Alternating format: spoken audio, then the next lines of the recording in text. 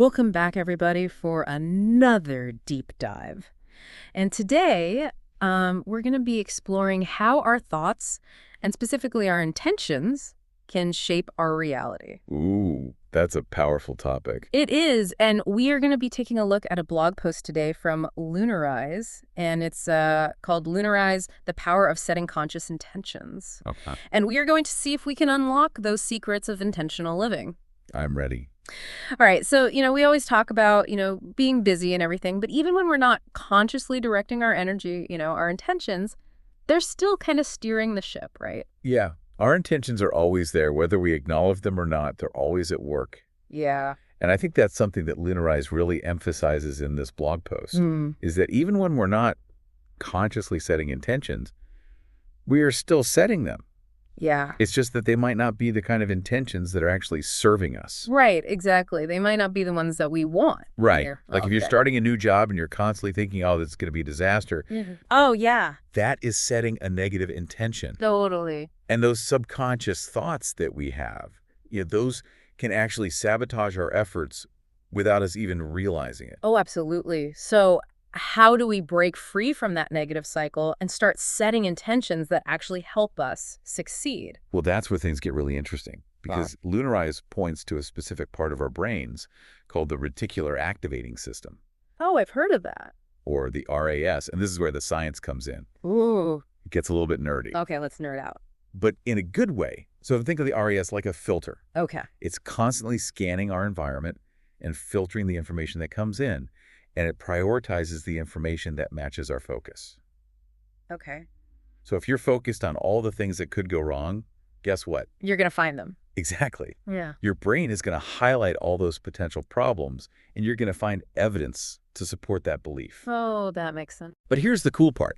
If you shift your focus and you start envisioning success, if you start focusing on the positive outcomes, your brain is going to start looking for opportunities and resources to support that vision. Okay. It's going to start filtering the information to highlight those things that are going to help you succeed. So it's almost like choosing to see the glass half full, Exactly. but with actual neurological backing. Yeah, it's not just positive thinking. It's about actually training your brain to look for what you want.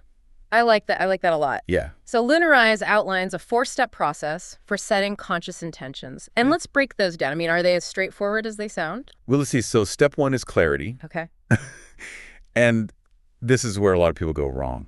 They have these vague desires like, I want to be happy. Mm-hmm. But what does that actually mean? Right. What does being happy actually look like for you? Right. Yeah. So Lunarize gives the example of, if you want to be happy, is that about getting a promotion? Mm-hmm. Is it about strengthening a relationship? Right. Is it about mastering a new skill? Right. The more specific you are, the better. Okay. So we have to define exactly what we want. Yes. Not just these vague, like, I want to be happy. Right. But how? You need to know what that looks like for you. So step 2 is framing intentions positively. So instead of saying, I don't want to fail, it's I want to succeed. Yes. Instead of focusing on what you don't want, focus on what you do want. Okay. So, for example, if you're worried about making mistakes in a new role, instead of focusing on, I don't want to mess up, Right. you could frame it as, I want to learn and grow. I want to learn and grow. Okay, Yeah. I like that because that takes it away from like the fear of failure. Exactly. Shifts your focus Right. from that negativity to embracing the process. Okay, like it. Step 3 is stating your intention as if it's already true. Oh. And this is powerful. Okay. This is what they call present tense affirmation. Oh. So instead of saying, I will be successful, you say, I am successful. Oh. And this is a way to kind of trick your subconscious mind into believing that it's already a reality. I like that it sounds very empowering. It is. But does just saying it make it so? Well, that's where step 4 comes in. Okay. And this is feeling the emotion. Okay. So it's not enough to just say the words. You have to actually feel the emotion as if you've already achieved your goal. Ooh. So if your intention is to feel more confident, Mm-hmm. you need to actually embody that confidence. You need to feel it in your body. So it's not just thinking it. Right. It's feeling it. It's feeling it. And that emotional charge magnifies your intention. Ooh. It makes it so much more powerful. So then how do we move beyond just personal gain with this? Like, how does this ripple outward? Well, Lunarize mentions that as a coach, They always ask their clients about their intentions for different areas of their lives. Like, what are your intentions for your career? Right. What are your intentions for your relationships? Mm-hmm. What are your intentions for your health? And I think it's about making sure that our actions are matching our values, that every step that we take is purposeful. Right. Lunarize uses this great metaphor of life as a path Oh. with infinite possibilities. Okay. But we can only choose one path at a time, and our intentions help us choose the path that's most aligned with who we are Okay. and what we believe in. So it's about more than just achieving goals. It's about becoming the best versions of ourselves through these intentional choices. Absolutely. And I think that's where the real power comes in. It's not just about, getting that promotion. It's about who you become in the process. Right. And the impact that has on the world around you. Absolutely.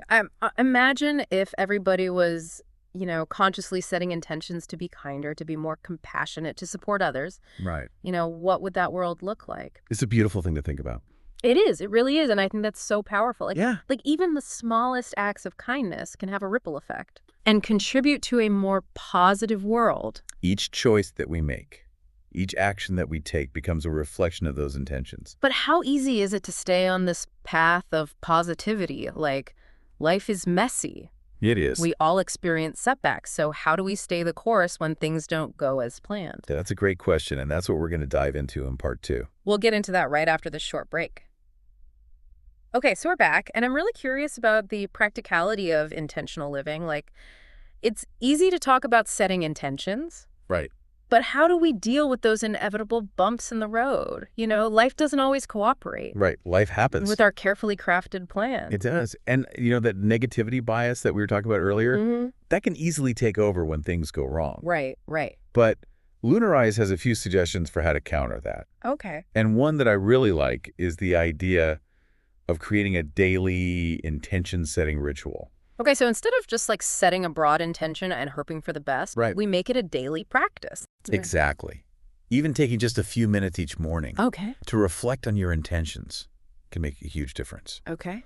Lunarize suggests, finding a quiet space, maybe lighting a candle, putting on some calming music, anything that helps you create that sense of intentionality. So it's almost like a mini meditation. Exactly. Just a little space to check in with yourself before the day's chaos begins. Precisely. And then you can ask yourself, what is my intention for today? Mm-hmm. What energy do I want to bring to my interactions? Yeah, okay. What qualities do I want to embody? Okay, so this daily check-in could be so powerful. Yeah. It's like setting your internal compass for the day. Exactly. Reminding yourself what truly matters. And if those negative thoughts creep in throughout the day, Which they inevitably will. which they will, Yeah. you can gently redirect your focus back to those intentions. Mm-hmm. It's like a mental reset button.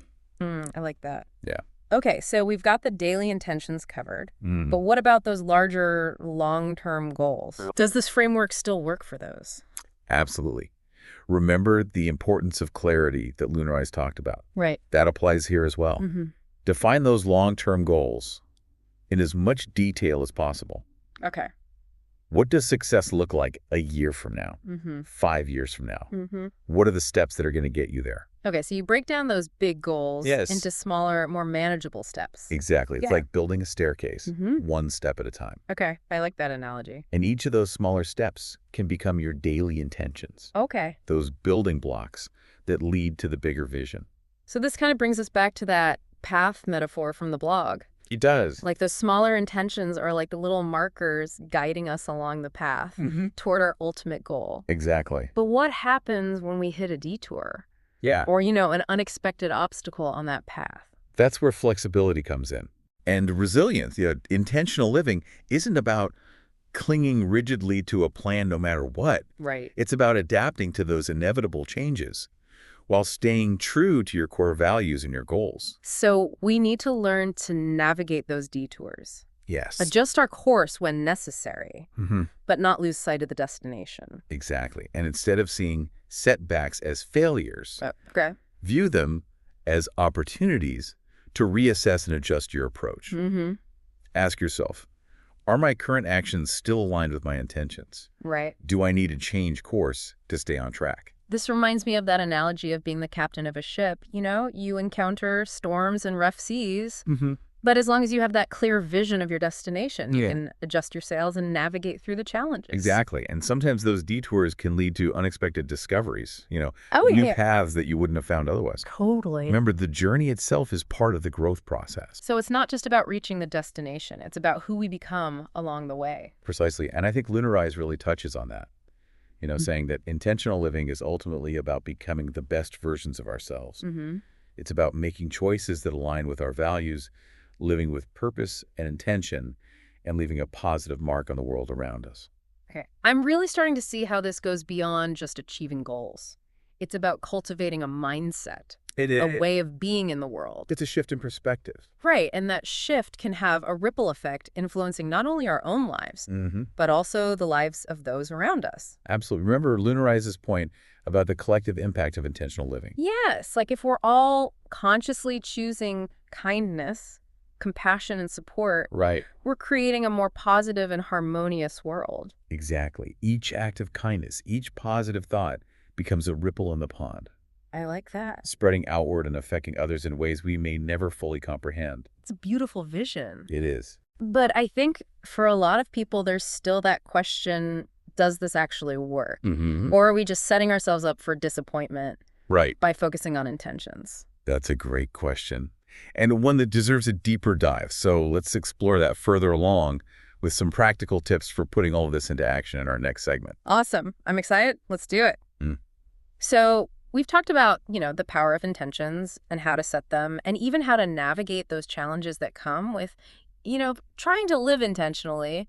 But does all of this actually work? Yeah, that's the big question, isn't it? It is. It's like we can get caught up in the idea of intentions, but then, life happens. Right. Things don't go as planned, and we start to wonder if it's all just wishful thinking. It's easy to get discouraged Right. when things don't go our way. Yeah, I mean, we've all had those moments where we set an intention, with the best of intentions, Right. only to see it kind of fizzle out. Yeah. And that can be really discouraging.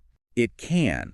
And I think the key here is to remember that intention setting is just the first step. It's like planting a seed. Okay. You have to create the right conditions for that seed to grow. So what are those conditions? Well, one of the things that Lunar Eyes really emphasizes is the importance of aligning our actions with our intentions. Okay. It's not enough to just think positive thoughts. Right. We actually have to take concrete steps towards our goals. Yeah, it's that whole idea of the universe rewards action. Exactly. We can't just, sit back and wait for our intentions to magically manifest. Well, you have to put in the work. You have to do the work. So let's say your intention is to get a promotion at work. Okay. What are the specific actions you can take to make that happen? Maybe it's taking on new responsibilities. Okay. Maybe it's developing new skills. Right. Maybe it's networking with people in your field. Right.